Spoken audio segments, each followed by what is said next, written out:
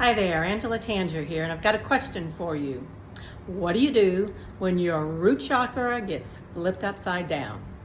Well, if you're one of those people that knows anything about chakras, you'll know that your root chakra is all about grounding. It's about safety and security. And so when my landlord said, "You've got to move," my root chakra was like, "What?" You see, I was really happy where I was living. I had finally opened up all my boxes, unpacked all my worldly possessions, and even had my friends help me hang all my artwork from places I'd been all over the world on the walls. And so every time I walked through that place, I was like, wow, I really love it here. The energy's changed. I was like, man, I could stay here forever. So what do you do when the initial shock starts to wear off? I had to turn to my chakras. And I thought, well, okay, how am I going to handle this major shift? And I guess step one in most things is acceptance. There really wasn't anything else I could do about it. And I started listening to my body. And I decided to be gentle with myself, because it would have been very easy to start berating myself about not owning a home here in this time when housing is at such a crisis. And I started saying affirmations that I was going to find an even better place and that the move would be easy.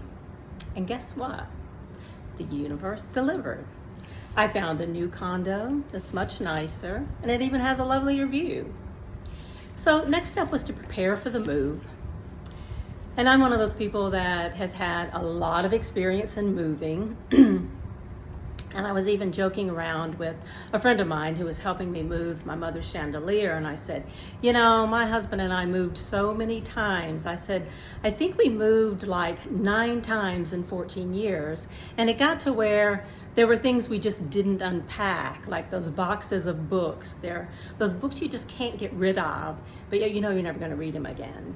So they would slide into a closet in the new home, and then they would slide back out on a truck and take us somewhere else. And so he upped me on that one, and he said, yeah, he said, my wife and I moved so many times that we had our boxes numbered. And I even had a spreadsheet that had all the details of what was inside those boxes. And he goes, when we moved to St. Pete, I was like, we're home. This is it. Not moving anymore. And I threw away all the boxes. And then his wife decided she was done with the marriage. And he had to move again. So life happens. And the interesting thing is that your energy body, your chakras, can be your greatest assistant, or they can be your worst enemy. So depending on whether you listen or not, because they're always talking to you. And when you don't pay attention, you can either notice unpleasant emotions or even physical pain. That's why I created this handy guide called Your Chakras Are Talking to You. Are you listening? And you can get your copy, because no matter what's going on in your life, your chakras are like a GPS. They can be a really good, trustworthy guidance system. And you can get your free copy of Your Chakras Are Talking to You, Are You Listening, on any of my social media platforms. Facebook, LinkedIn, I'm Angela Tanger, and I think on Instagram it's ATT Link.